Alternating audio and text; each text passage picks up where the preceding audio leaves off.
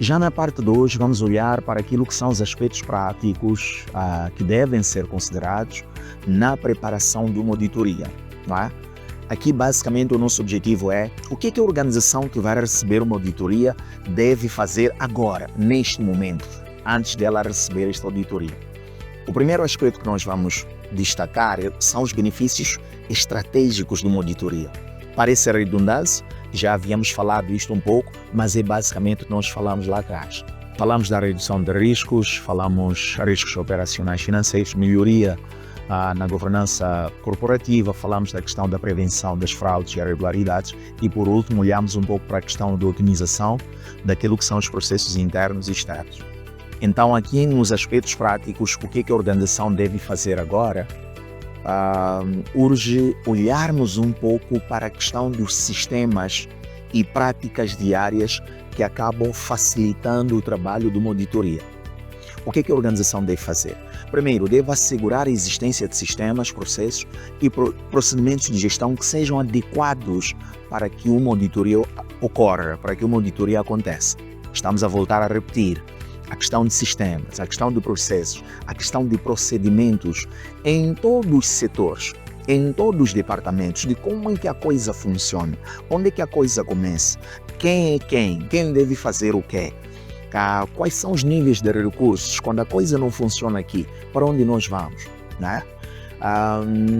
Preparar antecipadamente a auditoria, ou seja, tempo e documentação necessários para que a auditoria venha a acontecer. Tudo isto deve ser disponibilizado a tempo. Temos que preparar os colegas e colaboradores, informá-los sobre a data, o escopo da nossa auditoria, quais são os objetivos, os critérios, quais são os departamentos ao nível da organização sobre os quais vai incidir mais a auditoria. Para organizações grandes que são muito departamentalizadas, nem sempre é possível para os auditores focarem em todos os departamentos. E grandes problemas que temos visto, e na minha experiência isso já aconteceu várias vezes, é que muitas vezes os gestores da organização não antecipam os diferentes órgãos internos sobre a auditoria. Em que data vai acontecer? Qual é o escopo? Não é? Quais são os objetivos? Quais são os critérios? E quais são os departamentos que estão? Falar isto, antecipar isto, remove a carga, o susto que muitas vezes vai associado à realização de auditorias. Devem também as empresas nomear um ponto de contacto, um ponto focal que vai trabalhar com os auditores. Os auditores não têm interesse em trabalhar, em falar, conversar com toda a gente ao nível da organização. Eles observam uma cadeia de comando, não é? E o ponto focal deve ser alguém que seja capaz de explicar com algum equilíbrio como é que cada um dos departamentos que compõem a organização funciona. A empresa deve certificar-se de que tem os documentos em mãos, contratos, que explicam esses processos todos, a questão das pastas com registros de contabilidade, ou seja, os comprovantes de entradas e saídas, as listas de clientes, listas de fornecedores e outras entidades, a questão das atas, a questão das procurações, a questão dos documentos legais da própria organização, licenças de operação, registros, tudo isto deve ser organizado com antecedência. A organização também deve garantir que esta preparação aconteça 2 a 3 meses de antecedência. Isto alivia o corre-corre que acaba acompanhando a exigência dos auditores logo que a auditoria começa, não é? Porque, de fato, o auditor não começa o seu trabalho quando está na empresa. O trabalho do auditor começa a partir do momento que o contrato de auditoria é chancelado. E ele começa a enviar primeiro uma lista de solicitações, não é? E com base nessa lista ele vai fazendo o levantamento de alguns aspectos e vamos tocar isso um pouco mais adiante. Só estou a antecipar a mania de docentes. Outro aspecto muito importante que vale a pena focarmos aqui, que na parte introdutória identificamos como a parte 3, é o que se espera então de um processo de auditoria. Bem, o objetivo aqui é reduzir a ansiedade, explicar o processo passo a passo, não é? Tem as suas fases, vamos olhar um pouco para as fases. Há um outro aspecto que está interligado, que é a questão do tipo de opiniões que este auditor pode emitir, pode fazer constar no seu relatório final. E por último, vamos olhar a questão do papel do órgão fiscal da empresa, que tem a responsabilidade de ser, muitas vezes, quem recebe os auditores, tem a responsabilidade de ser aquele ponto focal que vai interagir com os auditores quando eles estão presentes na organização. Bem, em termos de fases principais, eu optei por trazer 5 fases para não lhe encher com muita informação, que de fato resumem talvez as outras fases que não tenham sido indicadas de forma explícita e direta. A primeira fase é o planejamento inicial. A organização tem um dever de selecionar um auditor certificado e que esteja registrado ao nível de Moçambique, por exemplo, na Ordem dos Contabilistas e Auditores de Moçambique. Recorda-se que na minha introdução eu disse que eu sou um contabilista profissional que está ligado a auditorias. Significa que estou registrado ao nível da Ordem dos Profissionais de Contabilidade e Auditores de Moçambique. Mas este indivíduo tem que ter também, e é preferível, alguma experiência num trabalho com as organizações daquele setor. Quando você vai auditar uma empresa de cariz privado e que persegue fins comerciais, fins lucrativos, provavelmente alguns aspectos serão diferentes daqueles que vai ter que seguir quando vai auditar uma organização sem fins lucrativos, né? Uma ONG, uma organização não governamental, quando vai auditar uma associação. Portanto, neste planejamento inicial, é preciso definirmos o cronograma, o escopo, considerando aquilo que são as exigências dos doadores ou dos financiadores, sobretudo dessas organizações sem fins lucrativos. É preciso nomear pontos focais, como dissemos lá atrás, pessoas internas que sejam capazes ou que tenham a responsabilidade de fornecer documentos e manter a comunicação com esses auditores. Segundo aspecto, a questão de trabalho de campo, a segunda fase.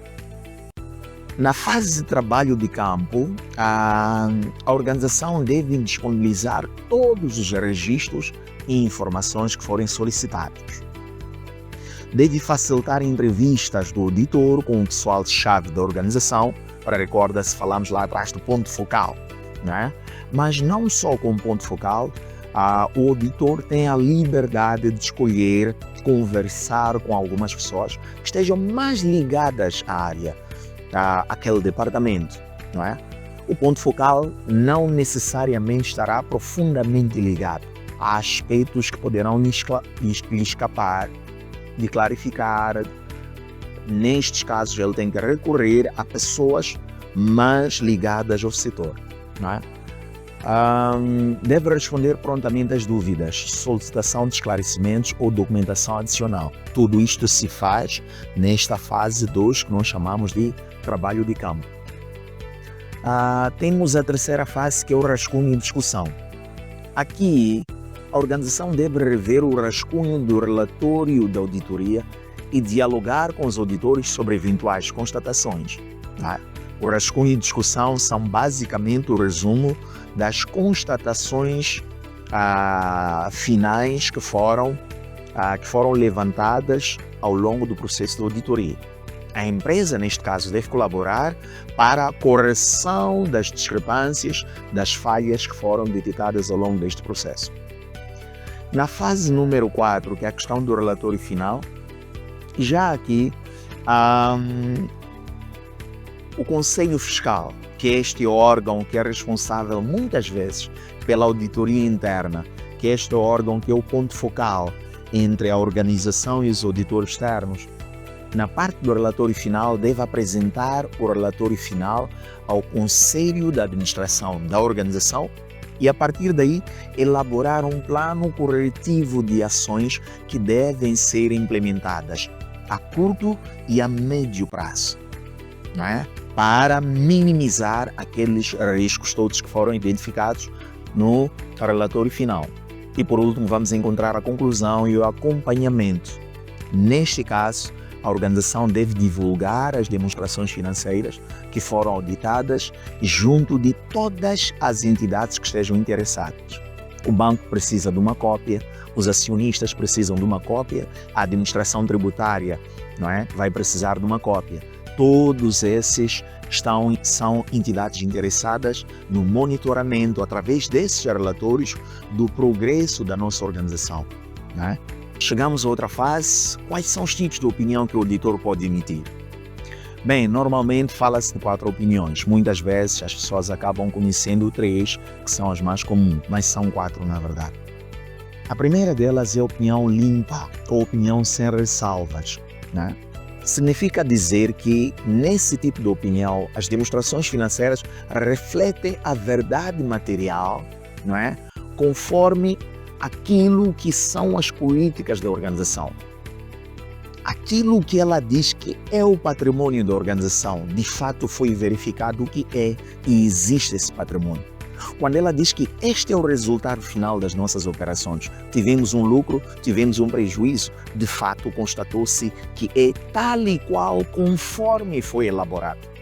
Aí, todo auditor gostaria que todas as auditorias fossem auditorias com uma opinião sem ressalvas, limpas, porque isto valoriza muito o trabalho dos órgãos de gestão.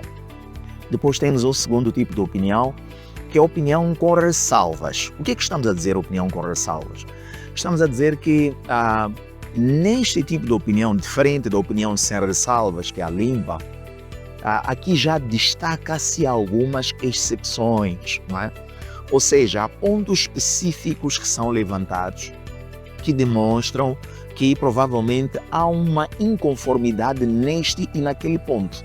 Entretanto, a existência desses pontos, que são problemas, que não são graves, mas são problemas que existem, a existência deles não afeta aquilo que é a opinião geral do auditor, no sentido de que há de fato uma conformidade aqui, não é? Portanto, na opinião com ressalvas, levanta-se alguns aspectos que criam uma espécie de exceção, chamam a atenção à organização, focalize um pouco nisto, nisto e naquilo.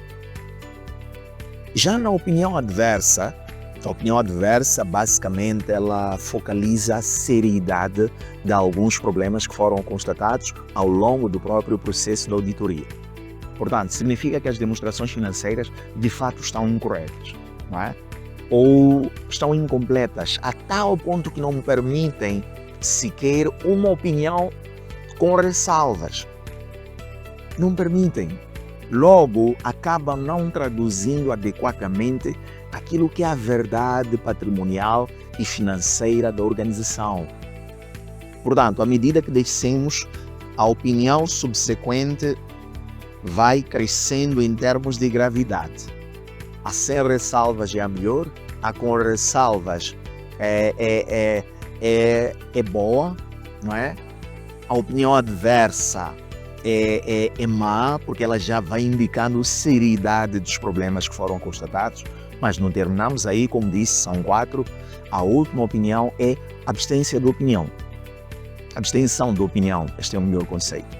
Abstenção de opinião, o que é que significa? Significa dizer que há uma limitação no exame dos documentos de suporte das demonstrações financeiras que foram apresentados, ou seja, falta de comprovação suficiente, não é? Há uma insuficiência de documentos que fundamentam aqueles resultados que estão a ser apresentados. Imagine que uma empresa tenha reportado prejuízos. O auditor quer aferir, quer confirmar a verdade material desses prejuízos. Ele quer perceber quais foram as entradas, quais foram as despesas. Agora, quando não existem documentos que suportam isso, esta opinião, de fato, é de todas a mais grave.